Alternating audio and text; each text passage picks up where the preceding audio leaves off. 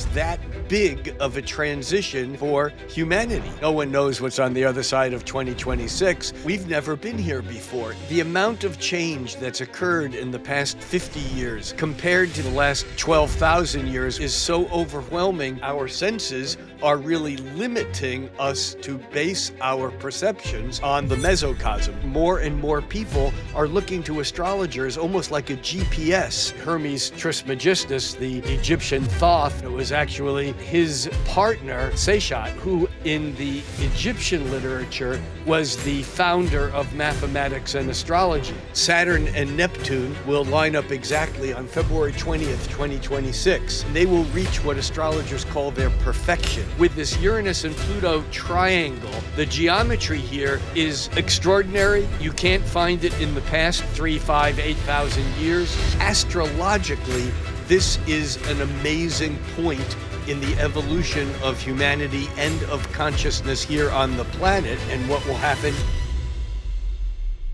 I have a very particular perspective, and I trust that my perspective is valuable, but it's just a perspective because what's going on has never happened before. And you have no idea of how it pains me to say that, because for years I've been the astrologer who every month when astrologers say, this is the most amazing new moon ever. Oh my God, Mercury's turning retrograde and it's never been like this. And I get so, I don't know, just tired of everybody sensationalizing everything astrologically. And meanwhile, the planets just keep moving around.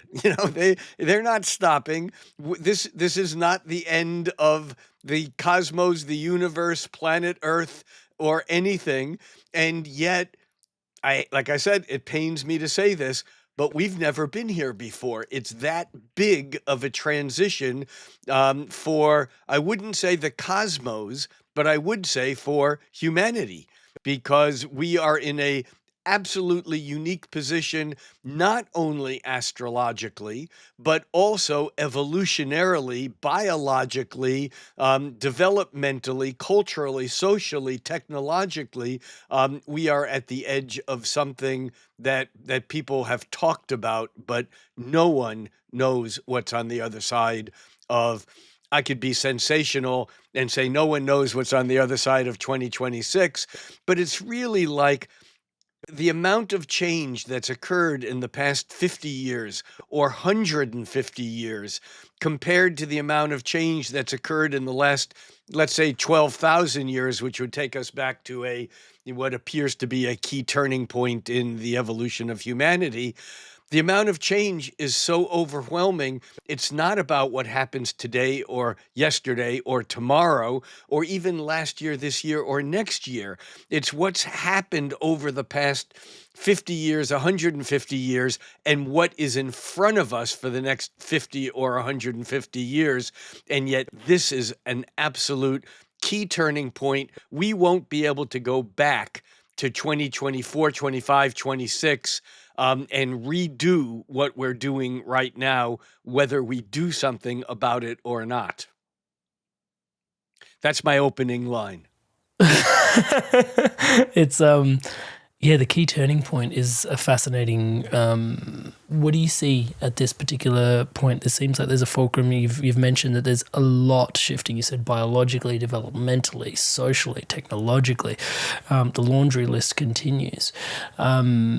Yeah, so 2025 has already been an incredible year, which has been really fast. A lot's moved. Where the year began, where the year's ended up. Political instability, technological advancements, artificial intelligence, like what's going on now, privacy concerns, all this sort of stuff. The world that we entered in 2025 is not the world we live in 2025. And I've just heard you say that the world will leave in 2026. No one knows what will be on the other side of 2026. Yeah, what is it that makes you say that? Well, several things from several different directions. From a pure astrological analysis, which I have to admit I lean on quite strongly, but it's not the only way I look at what's going on. But from a pure astrological analysis, we've never had the configuration that we're already at the end of 2025 been fiddling with, been at the front end of. I think the last time when I was here, I talked about this retrocausality of the tractor beam that you just described of the summer of 2026 pulling us into the future rather than us moving into the future. There's something there that's already there that we don't realize we're in its time space gravitational tractor beam being drawn toward this moment in the time space continuum. And much of that is about the fact that the 36-year cycle of Saturn, the planet of quote unquote reality, and Neptune, the planet of quote unquote illusion or imagination, and I'm using those, air quotes around those two words, because one of the great astrologers on the planet some 40 years ago wrote that astrology used to teach that Saturn was reality and Neptune was illusion. Whereas now we know that Neptune is reality and Saturn is the illusion there was one. Whoa, can you unpack that again? Yes. That Sorry. traditionally Saturn is the planet that's related to everything that's real. It's the heaviest, most weightiest. Discipline. It's Yeah. the limit of the law, whether the law is the law of the land or whether it's the law of gravity, Newton's laws of motion. Saturn was the dividing line between here and there. And when I say here and there, I mean between fact and fiction, between life and death, between what's true and what's false. Saturn was the absolute dividing line that in Bruce Lipton's work, Bruce says that consciousness does not originate in the brain or in even our DNA. It originates in the cell wall. And it's the wall that's between the inside and outside of anything that is the origin of where consciousness, is derived.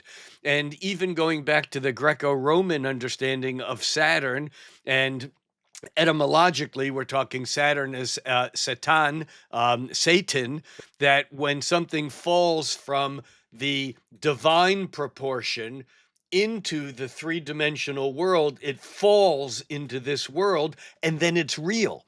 And we can't know what's on the other side of Saturn or Satan because that's reserved for God or for the divine proportion.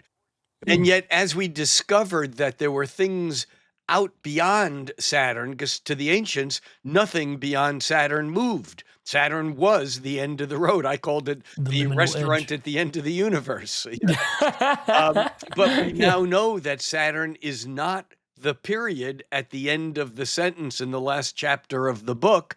Saturn's just a semicolon, it's just a comma in the middle of a sentence, and that we are now realizing that even what we thought of as the finality of death, that's an illusion, that the world of solid particulars, the things, when I slam my desk and shake the video camera, that's used to be, that's real. That's what Isaac Newton wrote about, the mechanics of the real world.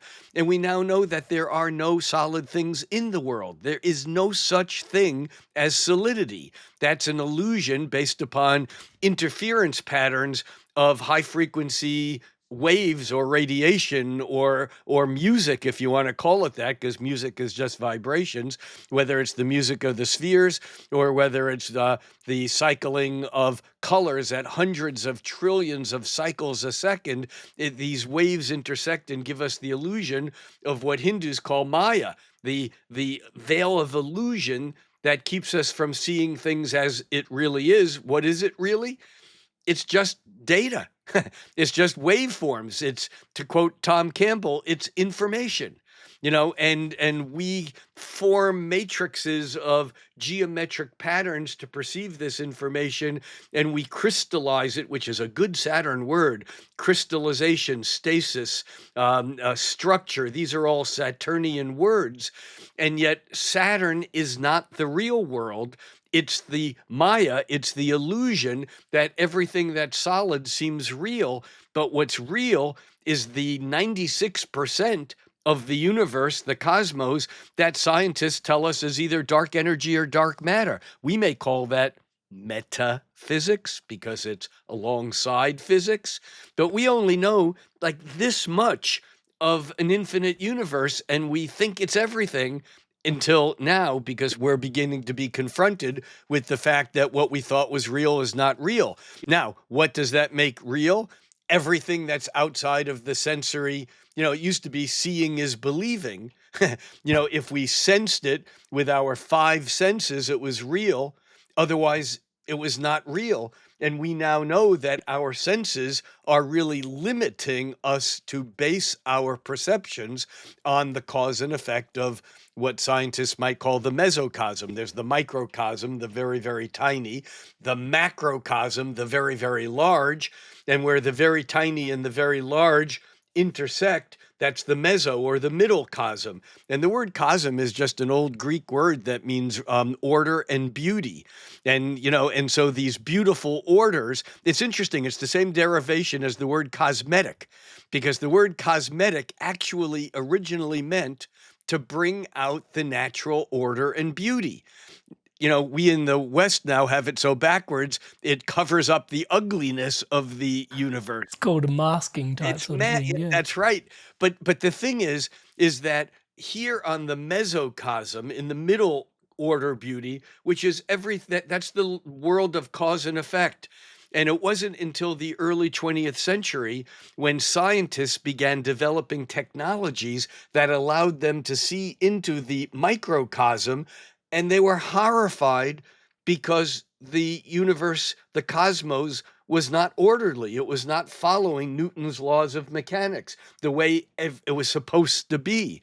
And yet we in astrology know that as above, so below, which is really just an extraction of a deeper concept that was allegedly written by the giver of data, of law, of information, Hermes the thrice great, Hermes Trismegistus back in Egypt.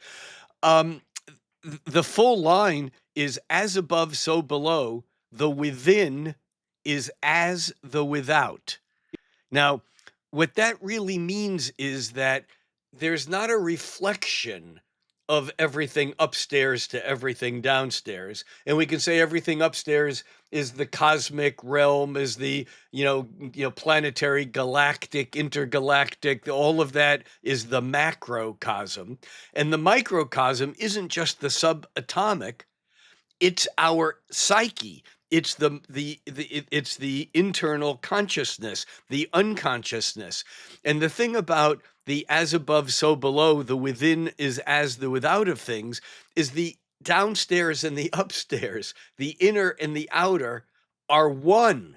They're not reflections of one another. They are the same fucking thing. And our consciousness, going back to Bruce Lipton's work, consciousness comes from a boundary, from a barrier between two things, an awareness of self and other, an awareness of inside and outside, an awareness of polar opposites, yin and yang, male and female, good and evil. That's where consciousness or awareness, comes from. And so the illusion is that what's happening out there and what's happening in here are reflections of one another, but they're not. They're the same thing. And it's Neptune, which breaks down, and this is just the archetype of the planet Neptune, which mythologically was the god of the seas.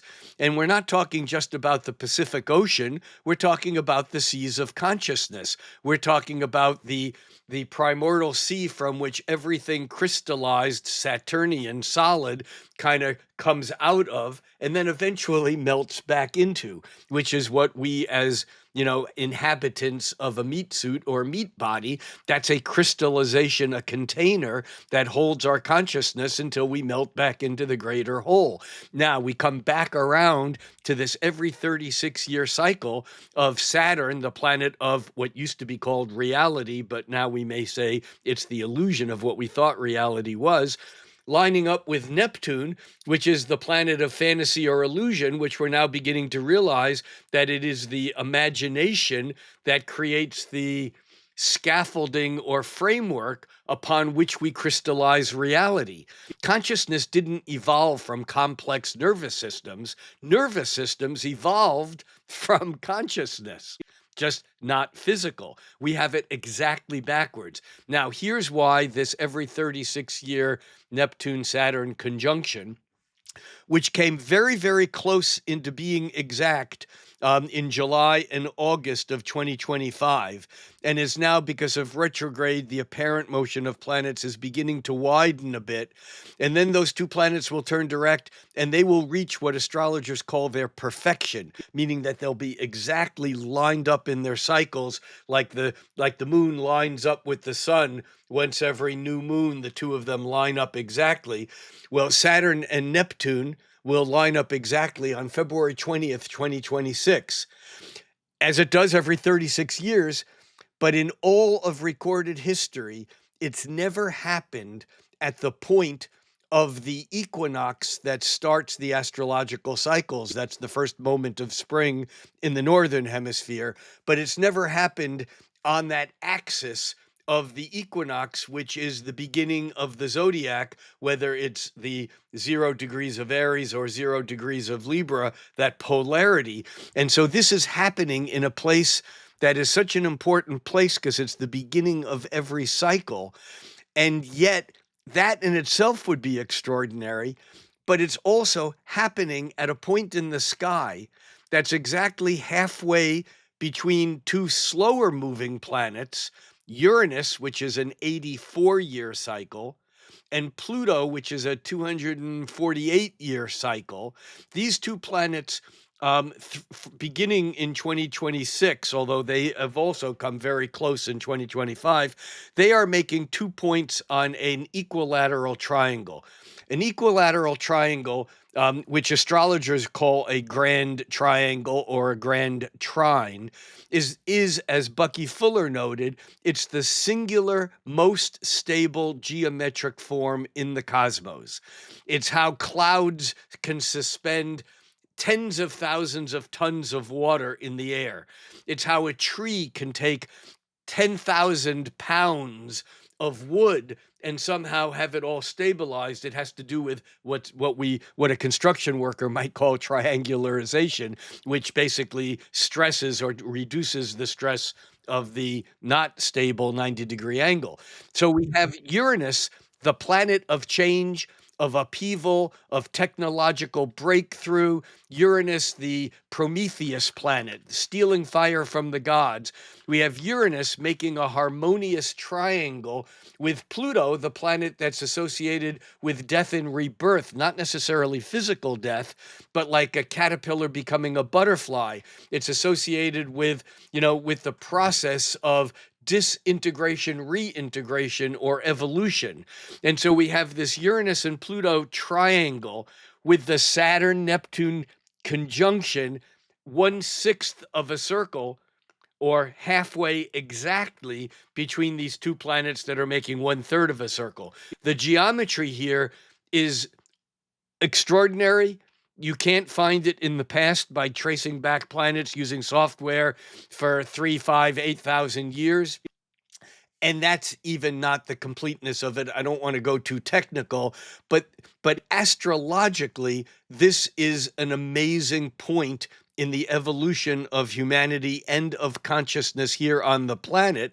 And then you add to that the cultural, social place where humans have evolved to. We're at the edge of something, take astrology completely out of the mix, and we're standing at the edge of what I like to call the conglomeration or confluence of AI, ARET, and EIEIO. AR, AI is the easy one. That's artificial or alchemical intelligence, and that has its own. We don't have time to go down that rabbit hole much right now, but that is incredibly exciting and also incredibly troublesome in what it is or might bring, not just from an environmental use of power and water and all of that, but just from the feedback mechanism of who's controlling what that information is, and how we are, our consciousness being in this larger field of AI, is being heavily, heavily curated, regardless of what you think you know is true. I mean, and this is not just those people who are wrong about whatever it is you know you're right about. It's everyone. We're all being, curated. And so AI is a severe problem, but it also has some potential amazingness to it. And of course, when I talk about AI as either alchemical or artificial intelligence, I like to think of the idea that, you know, Uranus or Pluto or Neptune, they all existed until we developed technology that showed us they were there. But before we knew they were there, they were there. And what we're calling artificial intelligence may not be something we've created. It may be something that we're just technologically being able to become aware of in a very mechanical way. That's another whole discussion, but that's the AI. The AR is augmented reality, which is different but interfaces with AI. And this is about the mechanical uh, uh, interrelationship or linking of consciousness and physical reality, whether it's through auditory implants or optical implants, or implanting chips in the brain. Or, I mean, this is all happening, again, whether we like it or not, or whether we like the people who are doing this or not. So we have AI, AR, and then we have ET. And ET is more than just disclosure, which is certainly an issue these days, but any consciousness which is not three-dimensional in form is extraterrestrial. And so ET, in my mind, includes all forms of disincarnate consciousness, whether it's ancestor guides, spirit guides, ghosts, goblins, aliens, transmediumship, anything that involves consciousness that's not feet on the ground in physical form. I keep slamming the desk and shaking the video camera, but the thing is that ET is what crop circles. I don't care whether they're being made by aliens or some matrix invisible consciousness or something, but they're not being made by tractors that are appearing in the middle of the night. I mean, we know that. So ET. So we have AI, AR, ET, and EIEIO. And everyone who knows Old MacDonald's farm. There were horses and cows and pigs and chickens, and they all had to live on the same damn farm. And that's where we are as humanity. Is all these other things aside, we're either going to figure out a way to live on this farm together. We call it planet Earth, or we're going to end each other somehow. So that's that's the way I've been looking at 2026. And in particular, this disintegration of Saturn, this melting of what we thought was real, and we're getting this from so many different directions. Whether the comet or Three Eye Atlas, whether that turns out to be anything that is actually observably intelligent or not, we don't know. And everyone who right now who says they know, I know people on both sides of the spectrum, some of which are saying this is obviously and apparently no question about it. We are being visited. We are being played. There are people who are saying, yeah, but the U.S. government is, or the Earth technologies are involved with it, and we're escorting them through the solar system. There are others who say, no, it's just a comet with properties that we've never seen before. I don't know, but everyone who says they know doesn't either. But the point is that we have all these things that are breaking down our boundaries of what we thought was real, whether what we thought was real was something that we knew historically or politically, or whether we're being confronted by the fact that, 4,000 years ago, or 6,000 years ago in Turkey, these ancient sites that have been, discovered show clearly that we weren't just hunter gatherers. We were living in huge cities at that point in time. Our history is being curated just like everything else is. And yet, partly because of the internet, people have access to information that was previously easy to suppress. And now there's so many things that are bubbling up that if you're interested in any of these things, it's easy to find the information that says, we have not been taught the truth about pretty much everything. So that's how I see 2026. And what is that going to do to our change of consciousness when we begin to realize that so many of the assumptions that we made, it goes back to living in a world where we thought the earth was flat and then realizing it was round. Our views of who we are and where we come from and what we're doing and where we're going are changing so dramatically, it will change the social structures also. Inspired souls, lumen beings, I wanted to take a moment to thank all of you that are subscribed to this podcast. Everything you see around here is powered and empowered by your subscription to the channel. It is a total co-creation. Thank you so much for your incredible love and support. And to all of you that haven't yet subscribed, please do take a moment. As I'm saying the word subscribe, the button below is lighting up in the colors of the Inspired Evolution. Please hit that subscribe button, hit the bell notification icon, and join the community, join the movement, spreading love, positivity, and wisdom like this around the planet together. And some of you think you're subscribed, but you're not, so please do take a look and have a quick check. We know that from the community. We had members in the community that had thought they had subscribed and hadn't actually. Talking about community, I'm referring to the Inspired Evolution Community Circle. If you want to join us and ask questions of guests like Stefan Burns, Pam Gregory, Rick Levine directly yourself inside the community once a month, I step out of the way and you ask your questions directly of these guests. An incredibly rich experience. We also run weekly there's yoga, there's meditations, community experiences, lots of stuff brewing on the inside, and just such an incredible, heartfelt community. Touchwood, I'm in awe of the people that are in there. So if you feel the call and want to join us on the inside and take the content into real connection, join us on the inside. inspiredevolution.com/circle, link in the description below. Thank you so much. Looking forward to seeing you on the inside. Back to Rick in the episode.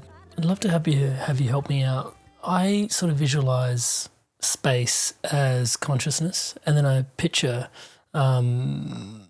our galaxy almost as our awareness, like that we occupy. And so, yeah, and there's the ecliptic plane, and then, we're sort of occupying our awareness in alignment to that plane. It's interesting, people say expanding, like consciousness is expanding or awareness is expanding. I think awareness might be expanding. I think consciousness is in some ways. And then, as we get to, like, it was in the last few hundred years that we started discovering Neptune and then Uranus and then Pluto. And then so, like, I think the awareness itself is expanding, and technology is kind of supporting us in that advancement in many ways. But then some people were deeply aware, and, there's some interesting things in terms of what the tarot already knows and sort of holds space for some of the astrological advancements that are happening in terms of its symbolism and stuff. But my question was going to be, with that, if there's anything in that model that you would like to course correct that I'm holding in my mind, would be really useful. And then also you see this sort of really interesting interstellar object kind of 3-eye atlas fly right along the ecliptic plane at the tilt of the moon, sort of moving through our awareness at this time. What does that mean to you as well? So 2 parts to that question. A, the model, and then secondly, 3-eye atlas. Yeah, well, the model is interesting. And remember, the ecliptic, which is the plane defined by the Earth going around the sun, which all the planets are roughly, and they slant, north and south, or angled to that by typically as much as 23 degrees, but which is the tilt of the Earth also.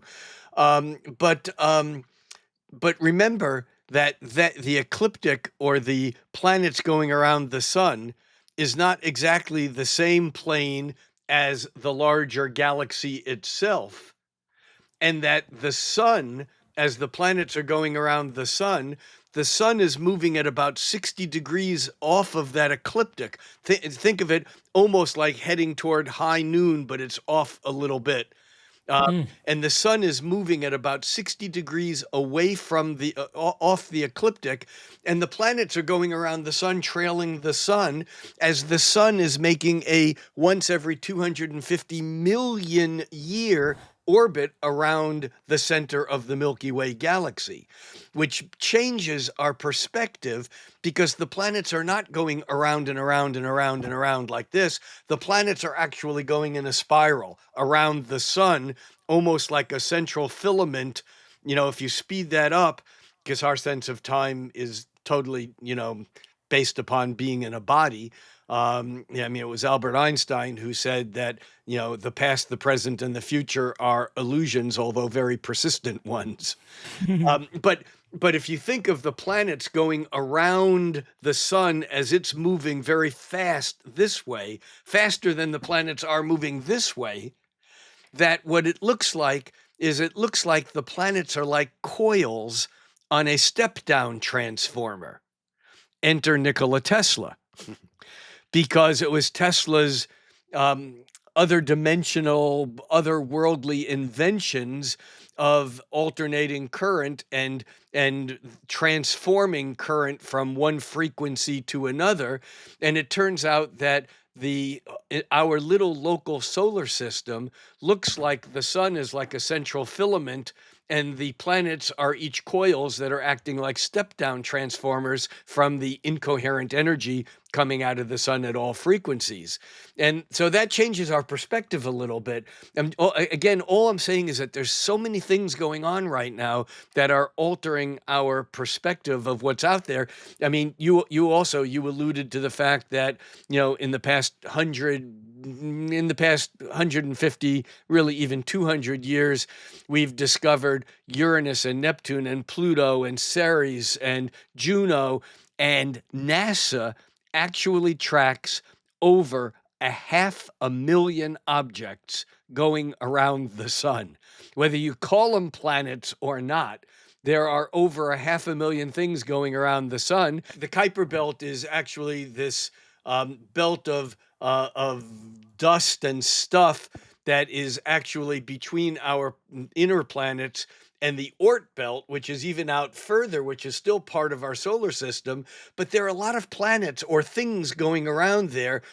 We may not call them planets, but they are planetoids. The planets like Eris and Makemake and Varuna and Salacious. And these are all named planets that are being studied, just like when Ceres was discovered. It was thought to be a planet until Juno was discovered. And then all of a sudden they realized, well, holy crap, there's a whole lot of these guys. They can't all be planets. The same with Chiron and all of the what they call centaurs. There's whole swath of planets that are moving around between the orbits of Saturn and Uranus. And now we're discovering the same, which is why astrologers don't know everything, because we never will. There's more things out there than we can, in our feeble little minds, grasp, and how they all interact. So what was your question? 3i Atlas was the second part to that as well, whereas it's moving through our, what do you think that's symbolizing?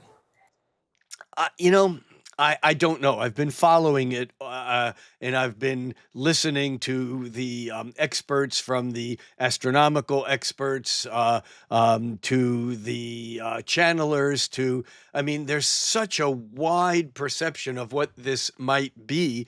We know it's an anomaly, but then again, we only know it's an anomaly because we've had the technology to be able to perceive that kind of object only for the last, I don't know, 30, 40 years.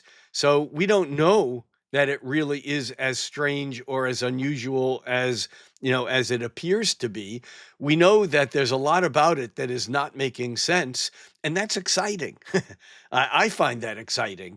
Whether it is actually inhabited, or whether it's the Anunnakis from Nirubu, coming back around on the Zachariah Sitchin's idea of this outer planet that comes in, that's very far out and actually interacts with the inner planets, whether it is actually from something not only outside of our solar system, that if it was coming from the nearest star in the direction where it's coming from in the constellation somewhere between Sagittarius and Ophiuchus.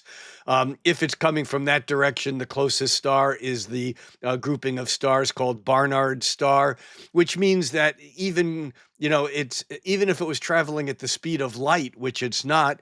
That planet or that star is about 6 light years away, but even traveling at the incredible speed that it is, faster than anything in our solar system, it would probably have been traveling for 30,000 years if it's coming from that star group. We don't know. Now, you mentioned what is space, and I think it was not, I think, I know it was Albert Einstein who unequivocally demonstrated that time and space were not separate things, that time and space were somehow connected like electricity and magnetism is. That, it used to be that there was this force called electricity, and then there was this force called magnetism. And oddly enough, it was in right around 1819, 1820, when the planet of of electricity, which is Uranus, the planet of on-off sudden change. Uranus is considered to be the planet archetypally related to electricity. When Uranus caught up with Neptune in 1819, 1820, Neptune being associated with magnetism because it's more field oriented and it's not a sudden on off switch, it's more gentle and mysterious. When the planet of electricity, Uranus, lined up with the planet of magnetism, Neptune, that was the year that the scientist Hans Christian Ørsted, for whom the unit of resistance, the Ørsted, is named, Hans Christian Ørsted coined the term electromagnetism. You can't make this stuff up this good. He coined it because he was doing a demonstration in a lecture hall in Denmark, and he had a battery connected up to a voltmeter because people were playing with and discovering electricity, showing how the current, while the battery was there, was registering the voltage on the voltmeter. And then he took the battery out and completed the circuit and showed that there was no voltage moving around, but he had a magnet right by him, and he took the magnet and he moved it back and forth over the wire, and as he did, the voltmeter registered electricity. And he went electricity, magnetism, electromagnetism, electricity, Uranus, magnetism, Neptune. I don't know how this stuff happens, but someone's either writing an amazing script or it's all playing out in its own level of intelligence. And, we're just bozos on the bus kind of thinking that we're, really smart apes when who the heck knows? Maybe a bit of both. Maybe a bit of The Bernard star's really interesting. Ophiuchus.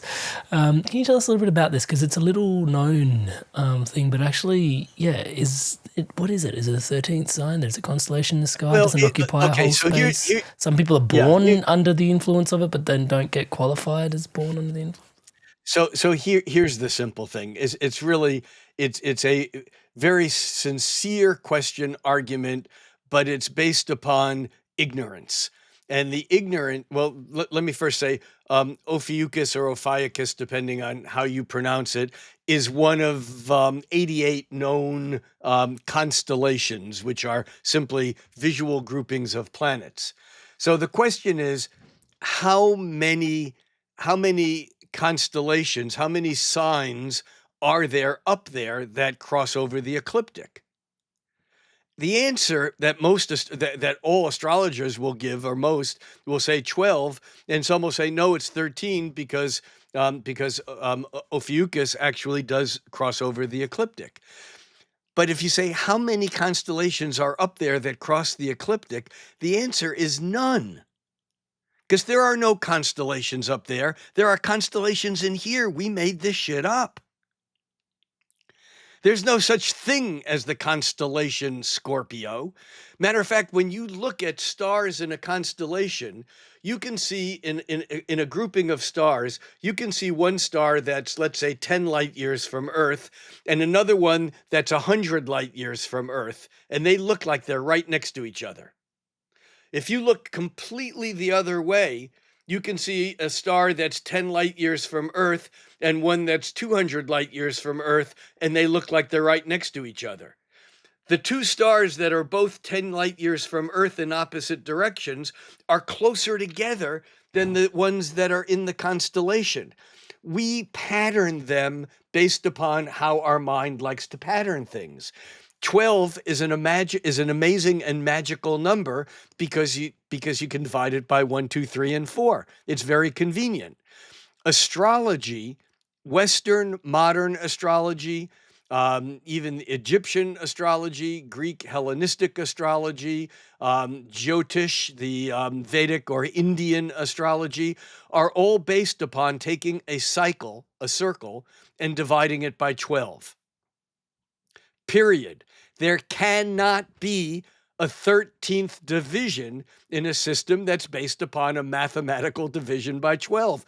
It has nothing to do with what the names of the constellations are or which ones crisscross which ones. Now, there are astrologers, and I give them credit, and this is a very viable form of divination and or of looking at the larger macrocosm by looking at where a planet is against what appears to be the fixed backdrop of stars.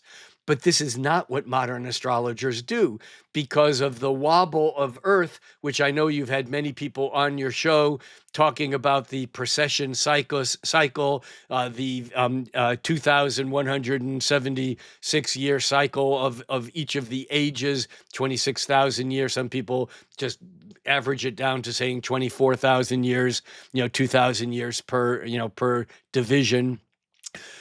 All of that is based upon the fact that the Earth wobbles backwards once every about 26,000 years, close enough. And because of that, if you look at what stars are on the eastern horizon at the first moment of spring, and you do this every year, every 72 years, it will vary by 1 degree. So that over the course of 2,000 years, an entire 30-degree sign will have disappeared in its relationship to the seasons on Earth. Modern Western astrology, often referred to technically as tropical astrology because of the Tropic of Cancer and the Tropic of Capricorn, which actually defines the tilt of the Earth. But the thing is that the planets diverge from their star locations 1/72nd of a degree every year, which isn't necessarily noticeable in a lifetime of 40 or 50 or 60 years even, but over the course of centuries that makes a huge difference, which is why the Catholic Church had to recorrect the calendar, creating the Pope Gregory, the Gregorian calendar, because over the course of 1,000 years, Easter had slipped back into winter. Because over the course of 1,000 years, the calendar became off by a month over 2,000 years. And so by the 1400s, Easter, which was a celebration that was attached to the spring equinox on the calendar, was beginning to occur, 3 weeks before the spring equinox. And eventually Easter was redefined as the first full moon, the first Sunday after the first full moon after the spring equinox in the Northern Hemisphere. That's what Easter is. It had to be redefined that way because our calendar got messed up, and Pope Gregory added 22 days to the calendar arbitrarily, which is why if you go back into the 12 or 1300s, you have to be very careful because their calendar doesn't match our calendar. We diverge, but the point is here that that there can't be a 13th sign if in fact you're dividing a cycle by 12. And in modern astrology, the constellations, by where they are in the sky, have nothing to do with whether you're an Aries or a Sagittarius or whatever. And every few years, the astronomers come up and say astrologers are stupid because your sign has changed. No, your sign hasn't changed. The precession of the equinox has changed, which was known and discovered by astrologers well over 2,000 years ago. This is not a surprise to anyone who's an educated astrologer, but there is a difference in how we map the planets. And in India, astrologers use the star-based system. But even that is not based upon the constellations, because even in Hindu or Vedic astrology, Indian astrology, that system is still based on every sign being 30 degrees, 1/12 of a 360-degree cycle.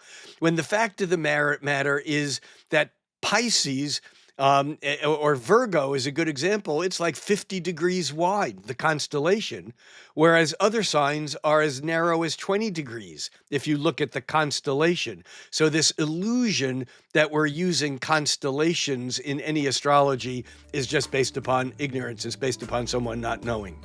Hey there, Inspired Souls. Spirituality is not something we just talk about here at the Inspired Evolution. It's something we live and breathe with our entire beings. Whether it's in your career, your life, the way you lead in the world, or your relationships, it's at the heart of the way we believe life should be lived. And so if you're feeling out of alignment, or you can feel that there's something more, or you're feeling like you're not thriving in life, touch wood, the way that you ought to be, then we've got guidance to take you even deeper. You've got support from me one-on-one, and you've also got a like-minded, like-hearted community masterminding, master-hearting together through guidance together. And you don't have to take my word for it. This is how people all over the world have transformed through guidance. Everything just kind of fell into place, and now I'm on a path that I actually believe in and I'm excited about, because I feel like I'm becoming my best self. Over those 2 years, I have done so much. I can't believe where I am now. I'm thrilled where I am now. Not only was he a coach, but he became a divine presence in my life. You can show up to Amrit with all sorts of chaos in your life, and you leave feeling completely centered with some direction that is going to get you results. It's just magic. When you're in coaching with Amrit, you just flow with it all. I feel that I have access and connection to somebody who is deeply entrenched in my development. If you're thinking about it, just do it. You won't regret it. So what are you waiting for? If you feel the call, then join me on a call. amritsandhu.com/call. Link on screen now, and also at the top of the description in the show notes below. Join me in a call. Let's dive in deep to your path, onwards, upwards, and inwards from here. I'm looking forward to seeing you in a call. Go on, I'll see you there. If someone is born under Aries, and let's just say it does fit squarely under the constellation, there are all these... Are they made up, like all these Aries? No, well, that's qualities? that's the thing, is that if you're born, when you say born under a constellation, what you're really saying is that you're born at the time of the year when, from Earth's point of view, you draw a straight line from the Earth to the sun, and you keep going and going and going and going and going, and you come up to the constellation or that area of sky we call Aries. Now, in Western astrology, that conforms with the beginning of spring in the Northern Hemisphere. In Vedic astrology, it's now kind of previous to that by about 3 weeks or so, because of the slippage of the zodiac. But yeah, your sun sign and all the signs are significant, but how significant they are, that's an interesting question. And it was Johannes Kepler, the guy who discovered or calculated the laws of planetary motion.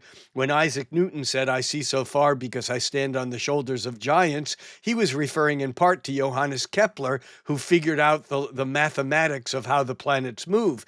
Now, Johannes Kepler, who was an astrologer, he calculated the orbits of the planets because he was the official mathematicus, the timekeeper, the astrologer for Emperor Rudolph of the Holy Roman Empire. This is in the late 1500s. Into the early 1600s. And Kepler, as an astrologer, was kind of caught in this there's kind of superstition and blasphemy in astrology, but there's also some truth there. In fact, he cautioned people of his day, um, while looking at the ancient superstitions and blasphemies in astrology, he cautioned them, and this is his quote, not to throw the baby out with the bathwater. That's where that comes from. Now, the point here is that Johannes Kepler said, we can throw away the zodiac, it doesn't matter. The zodiac is an artifact, it's not what's important. What's important is the geometric and mathematical relationships that the planets make with the horizon of Earth and with each other. And that's when two planets are in conjunction, like the sun and the moon at every new moon, or like when Uranus and Uranus, Prometheus planet, and Pluto, the planet of evolution, when they were aligned during the 60s, they created whatever that craziness was that we call the 1960s. And now that they're coming into this trine, it's the angle between the planets that is the significant thing. And yeah, as an astrologer, I use the signs of the zodiac, but I find it's even more important to use the geometry between the planets. Opens up the question. I know you've got a talk prepared on this down the line, but how astrology has changed and evolved over the years. Maybe you can give us the Cliff Notes version. I mean, you mentioned earlier before we started the podcast a sort of Oracle of Delphi sort of take on astrology as it evolves into this astrologer as an agent of change. Can you unpack some of that as how astrology has changed over the years? When I teach astrology to students or even working with professionals, I often start with the question to the group, and we could just go around the room in a sentence. Why do you do astrology? Why do you look at charts? And most people say, oh, I look at charts because I want to see how people fit into the larger cosmos. I look at charts to help people, to help them understand where they are. I look at charts to guide people through, navigate through, and there's all those kinds of answers. And then I point out that if I was in a room of astrologers or astrology students 200 years ago and asked the same question, every person would say, oh, I do astrology to predict the future.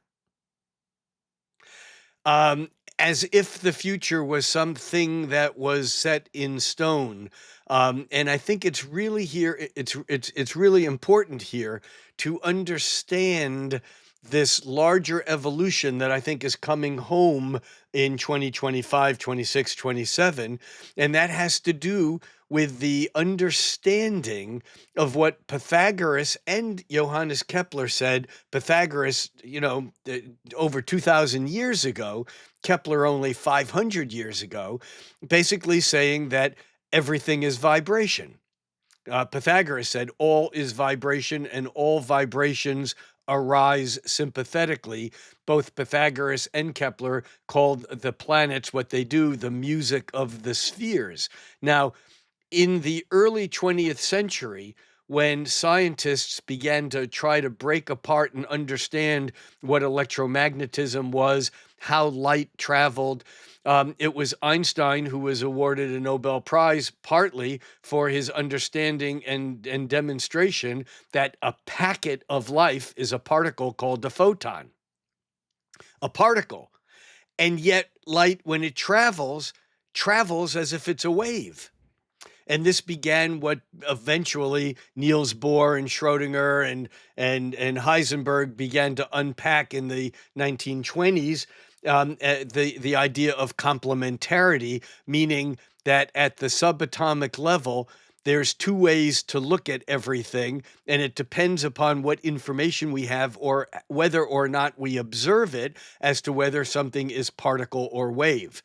And it was Heisenberg who said at any given moment, the more you know about where a subatomic event is, the less you know about where it's going. The more you know about the trajectory of light, the less you know about where it is. That's the particle, the photon. And so here we have what we call sometimes either the theory of complementarity or the particle wave duality. Why is this important? Because we are moving from a world of particle into a world of vibration. This is part of the breakdown of the structure of Saturn.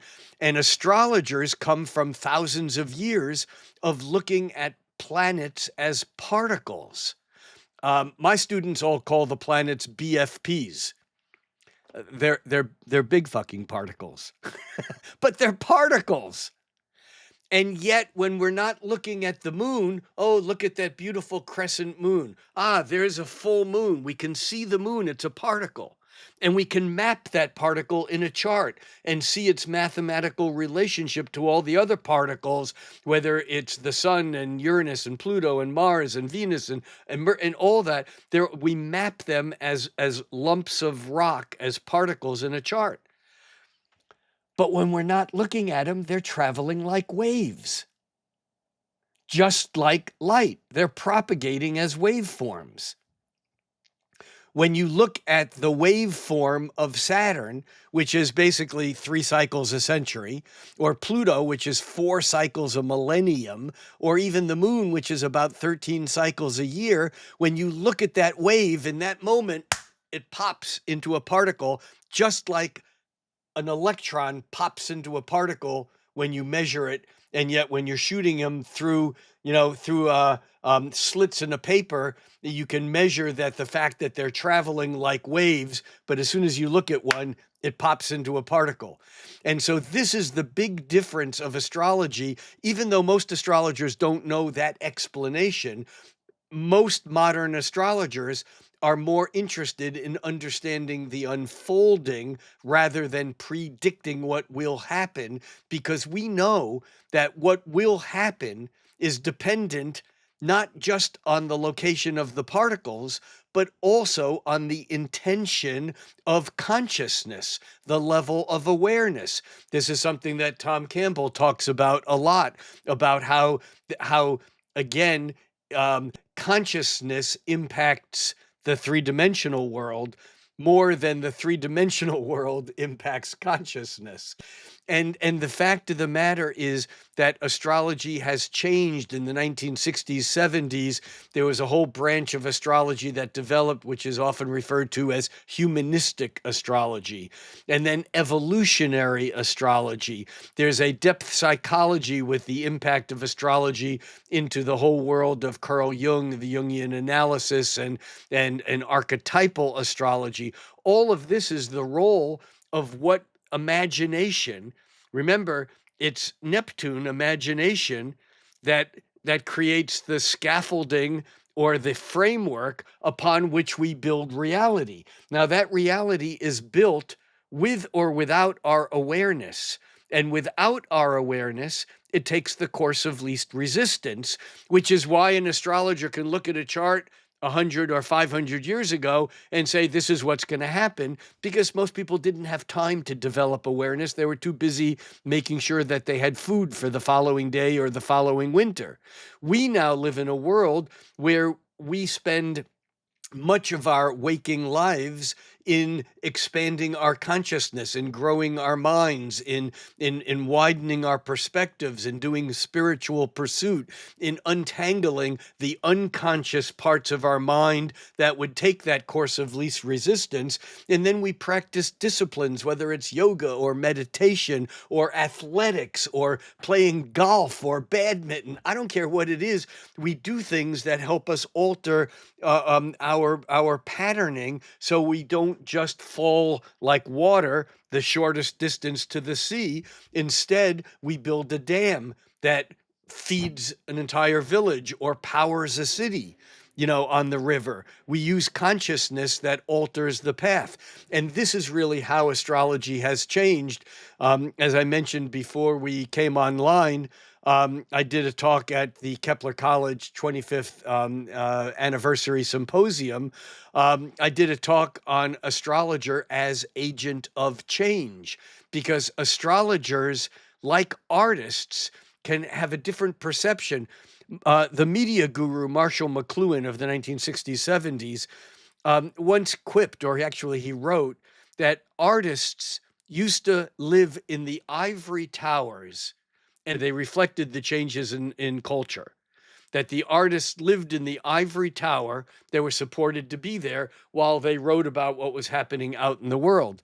He said, but in the 1960s, things began to move so fast that artists moved from the ivory tower to the control tower. An interesting observation of the role of art these days. And you think about how art actually, it used to be art imitates life, but now life often imitates art because the artists have a sense of what's going on. And I would pose that astrologers also used to sit back in the ivory towers and they would watch what was going on out there and give that feedback to the kings and queens, often used to determine, wars. I mean, until the 1500s, pretty much every pope had either was an astrologer or employed a staff of them, and they used astrology in their warfare that guided when to go to war and when not to go to war. So, but now, in a way, things are moving so fast that astrologers, especially with social media, are actually they have a perspective that many other people don't, and therefore more and more people are looking to astrologers almost like a GPS. They're looking to the astrologer as a TPS, as a temporal positioning system. I know where I am, but when am I? When is a good time to act? When is a good time to just shut up and just be quiet for a bit until waiting until the right time to launch my project, my ship, my marriage, whatever it might be. So yeah, astrology has changed dramatically, and it really largely has been a combination of the deep dive that consciousness began to take since the alignment of Neptune and Pluto, which is a once every 500-year alignment that occurred in the 1890s. Interestingly, at the time that Sigmund Freud wrote The Interpretation of Dreams, which was the book that in many ways tapped the unconscious as a guiding mechanism that fed much of the other depth psychology that evolved from that period of time. So yeah, astrology has changed dramatically and is still, finding its way in this new environment. Hey there, inspired souls. Absolutely, astrology performs an incredible function in better understanding yourself and also where you're headed. And if you're feeling like you'd like a reading at this particular time, you can book in a reading at amritsandhu.com/reading. It'd be my absolute honor to help support you through reading your chart and understanding yourself better, and also what's coming up next specifically for you. You can book in using the link in the description. Back to the episode. Some astrologers say that Uranus is the planet of, it sort of not governs astrology, but sort of rules or is connected to astrology. Your thoughts on that? My thoughts on that is that I'm not a fan of one-to-one correspondences because they're always oversimplified.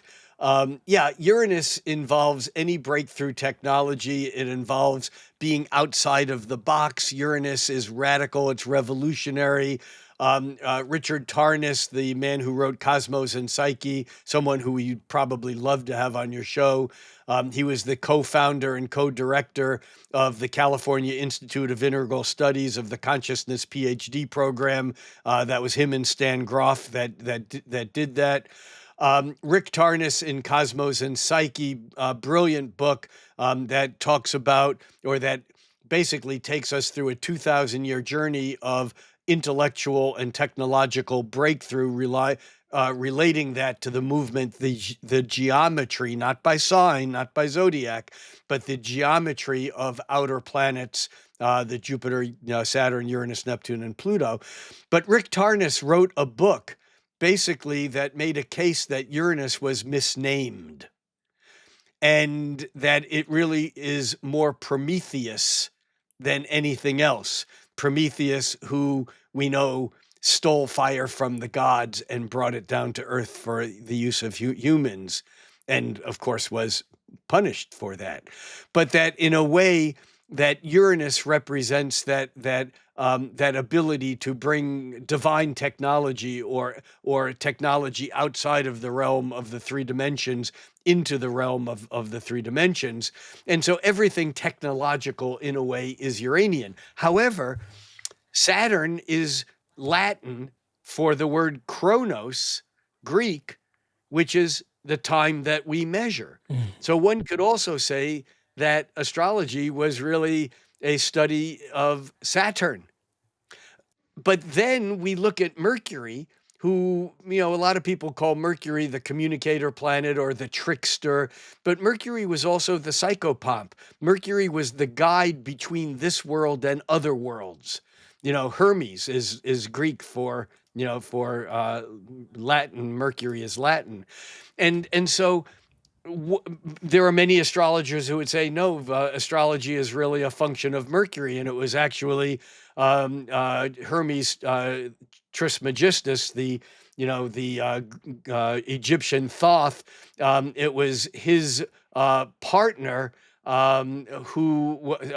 Seshat, who actually in the Egyptian literature was the founder of mathematics and astrology. Yeah, eat that one, boys. No, I mean, it was his partner, his female partner, but of course, Mercury gets all the credit. But the point is that I don't think that there is one planet that says astrology. I think that it's way more complicated than that. And one can make a case for any of them. I'd be happy to, debate any astrologer who said that astrology was this planet and not that one. I think it was Niels Bohr that once said that the opposite of a truth can also be true. Yeah. Talking about opposites, Pluto. Can you tell us a little bit more about your awareness of Pluto? It seems like it's a commonly misunderstood planet and energetic makeup. Most people say transformation, but even that seems a bit limited when you look at really what Pluto tries to embody. Yeah, I agree. And I think that trying again to reduce planets to simple concepts is not easy because it can take a life study. We say transformation, but I don't think we really think about what that means. I mean, that means the actual form, which is Saturn. Saturn is structure. That means the form changes from one thing to something else. And I talked about this earlier. I think that the transformation of a caterpillar into a butterfly is a good example. It's oversimplified, but it's a good example of Pluto, because astrologers often say that Pluto is, well, again, it's Latin for Hades, which is Greek for hell. And we forget that, Jesus banished Hades, or, Satan, or Pluto, from the throne of being the ruler of the underworld. That's why we don't, in a way, Christianity is a religion that says you don't have to go on your individual quest into the underworld, what Joseph Campbell called the hero's journey. You don't have to do it because Jesus did it for you. It's hell is already banished just by accepting, Jesus as, as someone who's done it for you, as your savior. But I think it's important to understand that Pluto, which is associated with death because of its relationship with hell, if we were all in the Catholic tradition born of original sin, well, then we should all end up going to hell at death. But Pluto isn't limited. It's not even specifically physical death. It's transformation. So here's the question. Does the caterpillar die in order for it to become a butterfly? Does Amrit die in order for it for what that consciousness becomes once it leaves the body? This thing about Pluto related to death, I love the William Blake wanted as his epitaph. He wanted on his gravestone. And incidentally, it's not there. But when he was alive, he wrote that he wanted as his epitaph, William Blake, born 1757, died many times since. That's Pluto. That's right. That is Pluto. It's every time someone says no, every time Saturn comes in and says there's a limit, a part of us dies. And we become transformed based upon how we put it back together after recovering from an accident, from an illness, from a complex or even difficult relationship, from being fired from a job that we love, from not getting into a college of our choice. These are all things that in a way give us that concept of a little death, which is also in French, a petite mort, which is another word for an orgasm, because when we orgasm, we don't hold on to our ego at that moment. And when you talk about Pluto, you really need to be able to understand Pluto. You have to understand two things. First of all, Pluto is not a male energy, even though it's represented that way. I mean, the Greeks had a way of, masculinely deifying things, like Neptune. I mean, in the Greek mythology, Neptune is a male, but we're talking about the god or the deity of the oceans that receives everything, and from that everything comes. There's a feminine energy. And Pluto also certainly, and even Saturn, which we think of as a male energy, a crone, an old wise woman, is definitely the feminized version of Saturn. Um, and I've always been interested in the observation that so many of the great Tibetan masters, the Rinpoches, as they grow older, they all turn into what look like loving grandmoms. Because there's something that's about that wisdom of that feminine, but you don't mess with it. When you'll stand up to your mom or your dad, but when your grandma says, that's the way it is. I hit the desk again, and the camera shook. It's that absolute fierce love that is a feminine energy that establishes limits. So I think that Pluto often has to do with this transformation that occurs when the ego has to give up whatever it was that it thought was real. And I don't think you can understand Pluto without introducing the feminine aspect, number one, and number two, without understanding the Tibetan concept of the Bardo states. And the bardos in Tibetan, and there are other words for it in other indigenous cultures, but the bardos are basically what are sometimes called the intermediate states. The bardos are states of non-physical consciousness.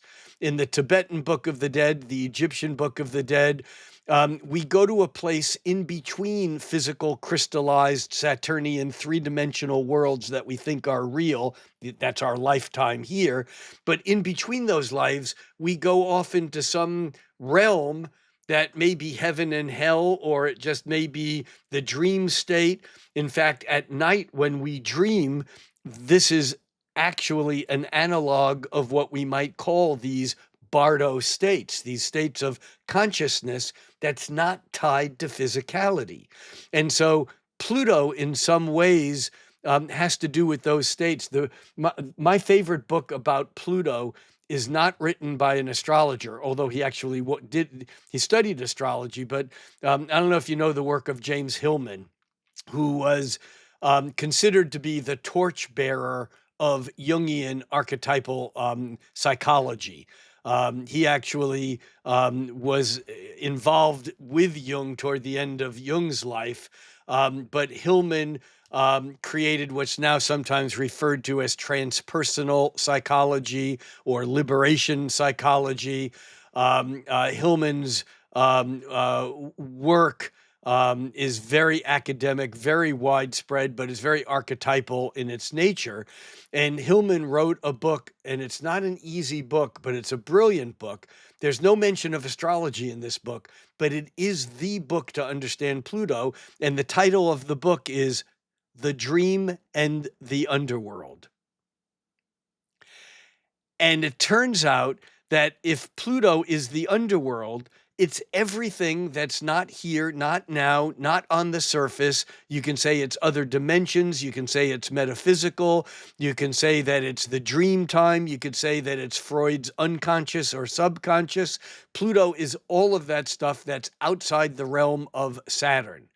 And all the planets outside of Saturn, in some ways, are connected to those non-physical dimensions. But Pluto, in some ways, encapsulates that whole concept, whereas Uranus, the lightning striking, the wave turning into the particle, or the particle being zapped and then becoming a wave. Uranus is that electrical shock of awakening, of awareness. And often it's that Uranus shock that gets us out of the illusion of what we think is real into the, oh my God, there's something else going on. Neptune then becomes the planet where the imagination stretches that awareness in all different directions, where it doesn't have to answer to the laws of Saturn, the laws of Newton's mechanics, of the laws of motion, of three-dimensionality. Anything that you can imagine in Neptune's realm is real. It doesn't matter whether it becomes real. Yeah, you can get committed for it if it's total fantasy and you're imposing it on everyone else. But with Neptune, there's no, you don't have to explain it. You can have a fantasy. It's your fantasy. In fact, Neptune is Freud's realm of dreams. And if you think of the Walt Disney song, "A dream is a wish your heart makes," in Freudian terms, an illusion is always based upon a wish. The idea of a wish fulfillment, an illusion doesn't have to be incorrect. It just has to be based upon a wish. And if it becomes real, then it becomes Saturn. If it doesn't, it stays fantasy. So Pluto, in some ways, is the synthesis of the Uranian awakening, the lightning striking, Neptune, the imagination, the dream expanding, and Pluto basically being that whole process that begins, that is a transformation. Here's the caterpillar, getting into, or the skin hardening and becoming a chrysalis. And once the caterpillar is encased in this apparently solid thing, what happens? The eyes begin to disintegrate, the skin melts, the caterpillar basically becomes gop. There is no caterpillar, and there's no sign of butterfly. This is the Bardo state. This is that intermediate state. All there is some form of metaphysical dream that is taken somehow from some structure of imaginal, what Bruce Lipton calls the imaginal realms, imaginal thinkers, that from that realm of imagination that creates then the structure where the nerves begin to fire and structure is created. And eventually there's a butterfly that if you open up the cocoon, the butterfly will never fly, because it's the struggle that strengthens the wings of the caterpillar breaking out of the enclosure that gives it the strength in its wings to be able to fly. So that's my take on Pluto. Whoa. Does all of this sort of pertain somewhat to the times and the shifts that we're going into then? Because, 2026. Well, absolutely, Amrit, absolutely, because we have, for the first time since the early 20s, we have Uranus making a trine that's a equilateral, 2 points on an equilateral triangle. Uranus making a trine with Pluto. And if you go back to the early 20s, it was the roaring 20s. Everything was great. Everything was expansive. Of course, it was followed up, by a whole lot of nastiness, both, in fascist governments in Russia, in Italy, in Germany, and the depression and the stock market crash in the United States. But the Uranus-Pluto trine in 1921 was amazing. It was a fantastic period of time. So we now have Uranus and Pluto moving into a trine, but different from then, we have Saturn and Neptune, that's reality and imagination, coming together at a point that is exactly tied into that triangle, making 3 points on a 6-pointed star. And by July of next year, Jupiter comes in and makes a 4th point on that 6-pointed star. And then for a day, the moon comes in and makes a 5th point on that 6-pointed star.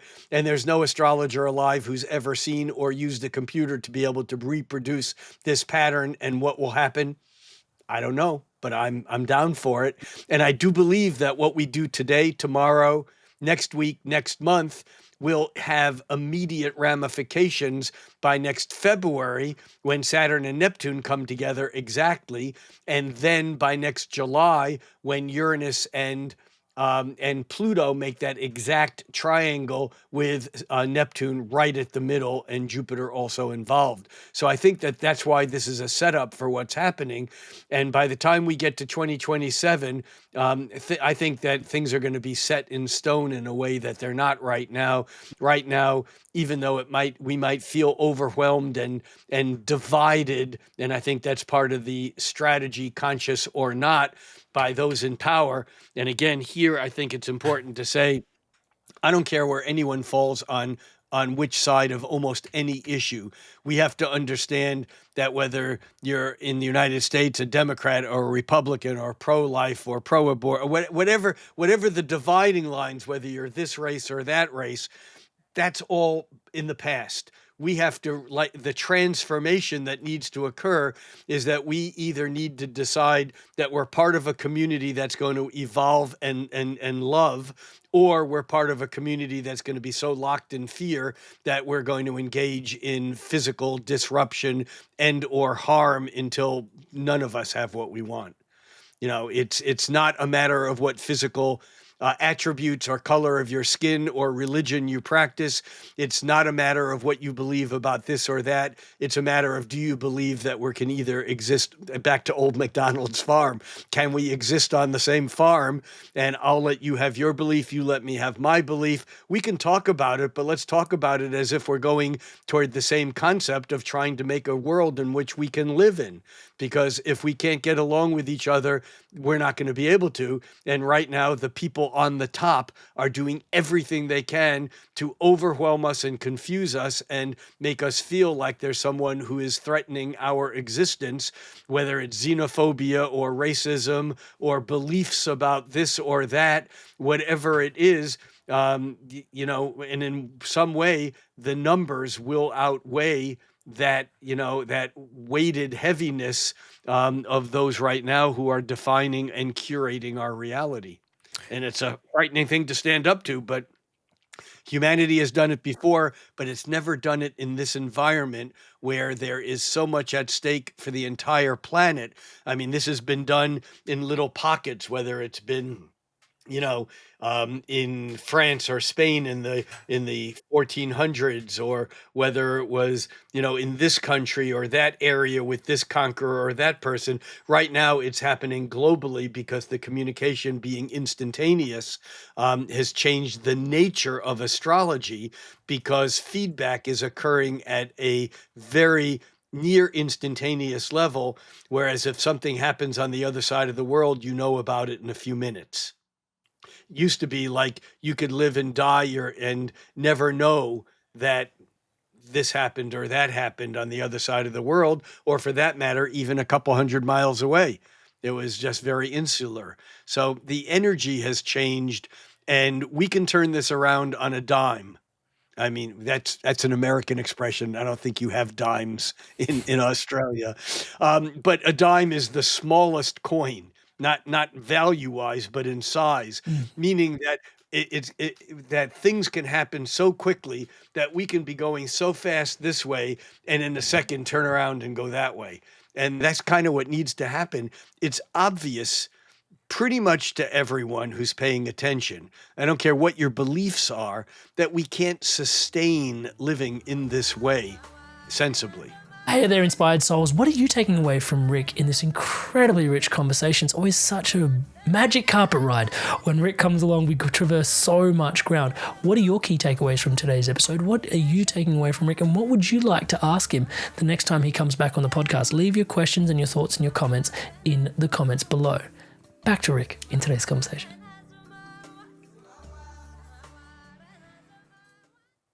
You've referenced, and I found myself referencing you quite a bit, this particular time as we're leading into February as momentum meets molasses. I think it's quite a poetic way of putting it. Also, it's not lost on me that it's to 0 degrees, but it also sort of bleeds into Aries. And when you've got momentum meeting molasses, Aries does really well with impatience. And you can sort of see, you know, and being ruled by Mars, it can be quite a turbulent. Well, Yeah. it can be turbulent, and change doesn't happen without turbulence. You know, there's um, there's that old story which actually turns out to be apocryphal. I don't really know that this is true, but so many people know that if you put, or they think they know, that if you put a frog in warm water and heat it up gradually, the frog will become lethargic and boil to death. Whereas if you put a frog in boiling water, it'll do everything it can to struggle and jump out. I'm not sure from what I've read research on this that that's actually true, but the metaphor works because I think that the way that the planet had been going, we were like frogs in warm water that we were just nonchalant and we're eventually going to boil ourselves to death without even really being aware. And yet, over the past handful of years or so, there's been so much in our face and so much destruction and so much eradication or suppression of knowledge, of truth. And when I say of knowledge, I mean even paving over the digs in Turkey on these ancient cities, so that to prevent us from finding out what's really there.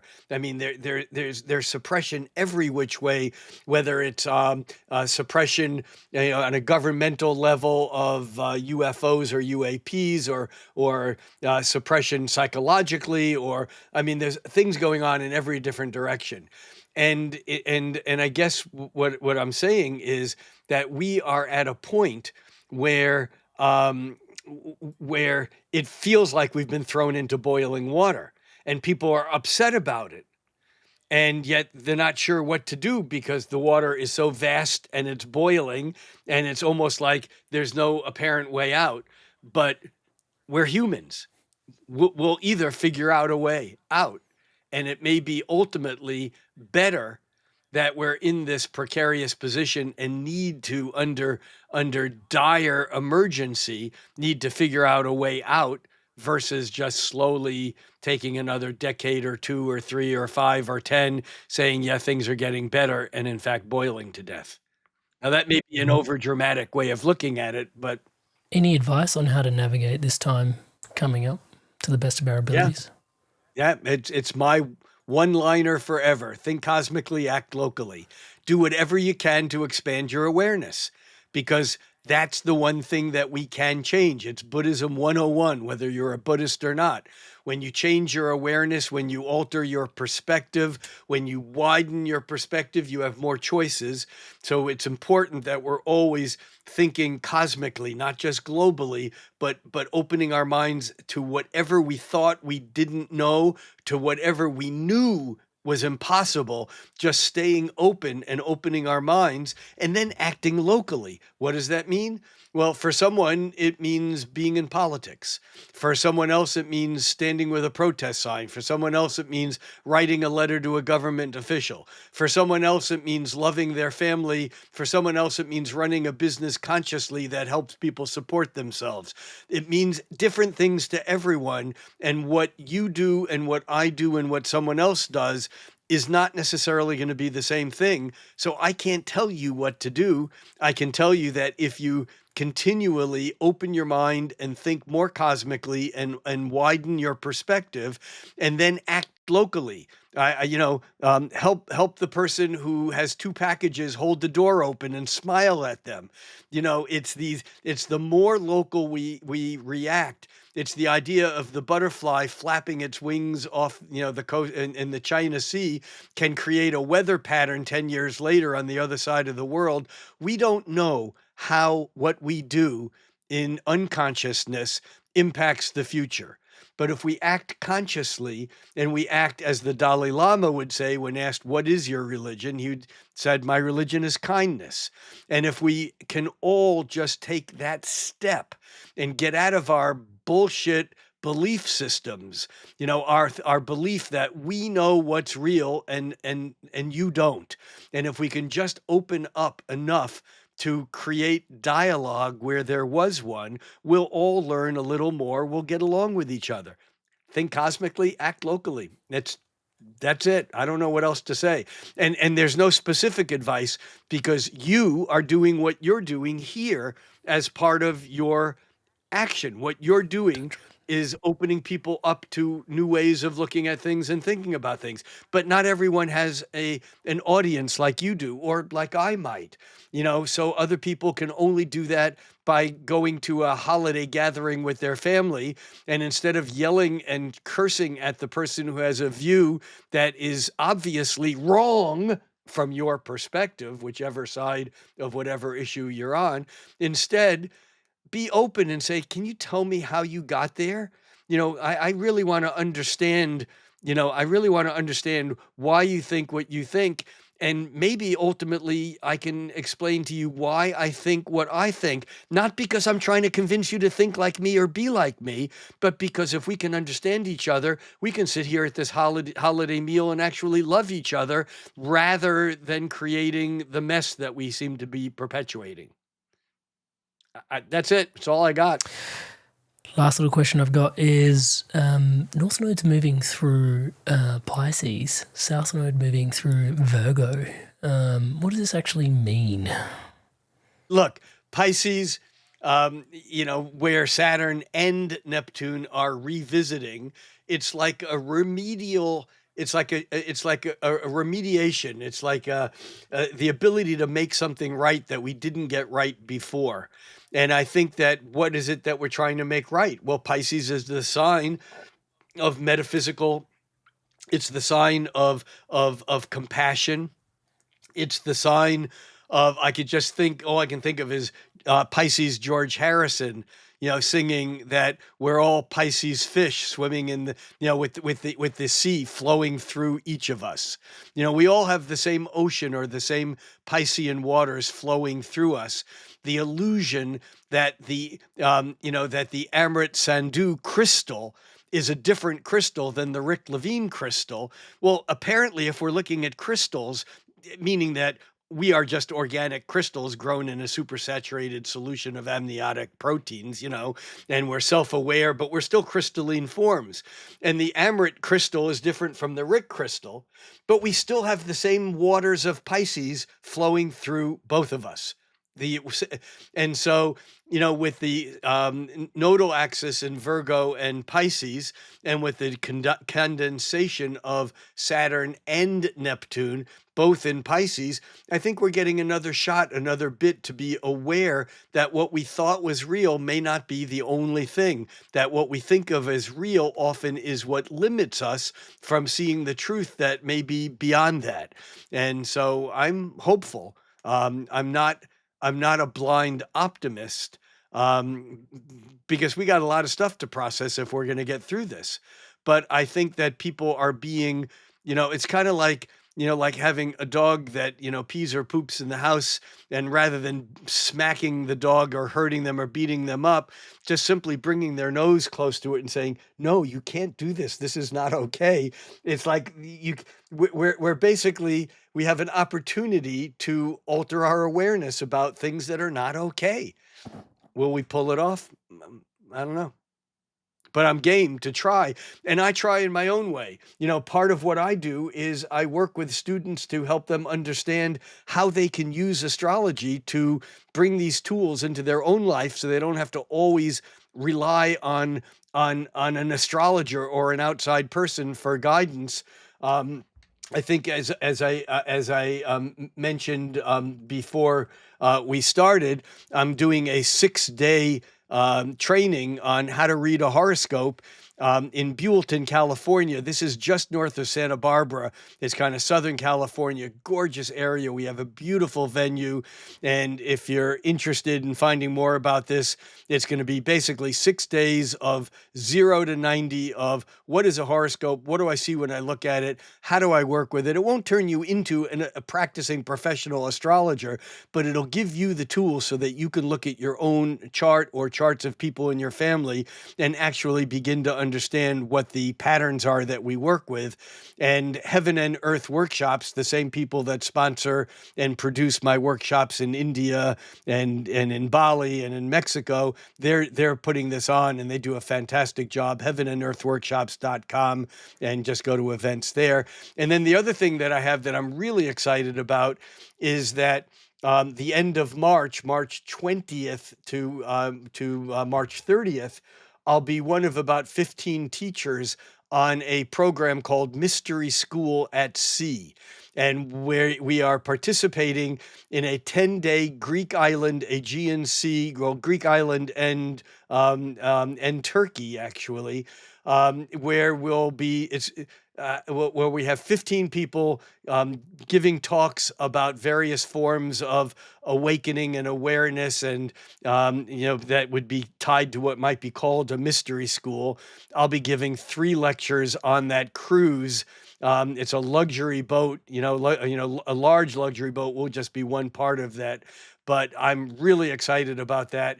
And that's mysteryschoolatsea.com if you want to get the complete tour and where we're stopping and the itinerary. It's really exciting, and it's put on by a bunch of people who do a lot of these. And so it's going to be first class. It's going to be really cool. I'll put links to all of that in the show notes and the description below. And of course, I'll be back in India. I'll be back in Goa next year, which I've been doing every year at this Ayurvedic healing spa just up from the beach on the south end of Goa off the Arabian Sea. And next year, instead of doing a beginner's, I'll be doing a more intermediate course.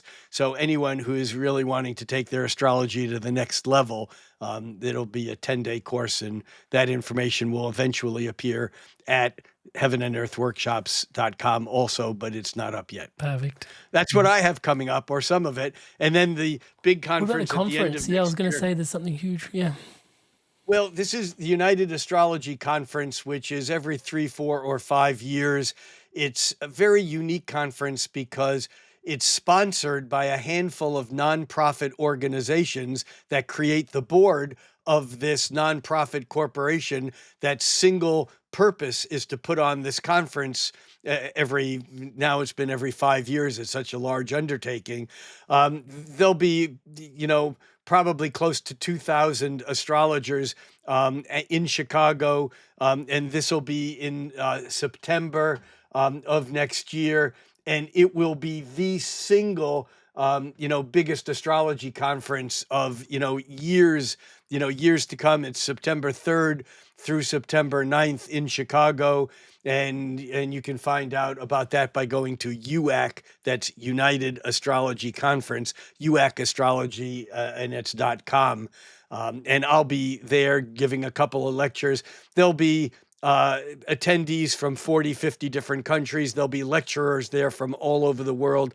There's well over 100 lecturers over a 5-day, 6-day period of time. I'll be doing 2 lectures there, and I'll be also doing a post-conference 1-day intensive. It's going to be an amazing, mind-boggling event, and I'm excited to be there and excited to see a lot of you there if you're so interested. I'll put links to all of that in the description below. Rick. It is always such a trip and a journey every time you're here. Thank you so much for gracing our shores once again with your incredible insights, your generosity, your gregariousness. Absolutely love and adore having you on the podcast. And thank you for your life's work, which, this conversation stands on the shoulders of. And ultimately, thank you so much for you. I'm really passionate about the way you bring this to us. Thank you for that. And you know that hat that you wear? Yeah. Do you have the saying in Australia, hang on to your hat or hold on to your hat? Yes, we do. Yeah. Well, that's what I suggest for 2026 is if you're wearing a hat, hold on. Seatbelts on. Safety first. Appreciate it. Thank you so much, Rick. Thank you for the work you do also. Inspired soul human being, you've made it through to the end of another really incredible episode. It is such an honor to be your brother walking this path by your side. Thank you so much for your inspirations to evolve. I also want to take a moment to thank all of you that are subscribed to this podcast. Seriously, it's a total co-creation. Like I like to say, Everything you see around here is powered and empowered by your subscription to this channel, Touchwood. Thank you so much for your incredible love and support. To all of you that haven't yet subscribed, please do take a moment. As I'm saying the word subscribe, please hit the bell notification icon, hit that subscribe button just below. It's lighting up in the colors of the Inspired Evolution, so you can't miss it. And thank you so much for doing so. And some of you actually think you might be subscribed, but you're actually not. So take a moment, check it out. If the button's lighting up, you haven't yet subscribed, please hit that button, hit the bell notification icon. Really appreciate your love and your support in doing so.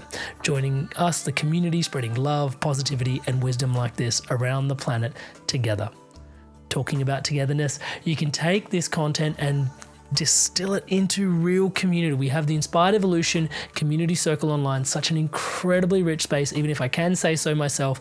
Once a month you get to ask questions from Rick Levine, Stefan Burns, these incredible guests coming on to answer your questions directly.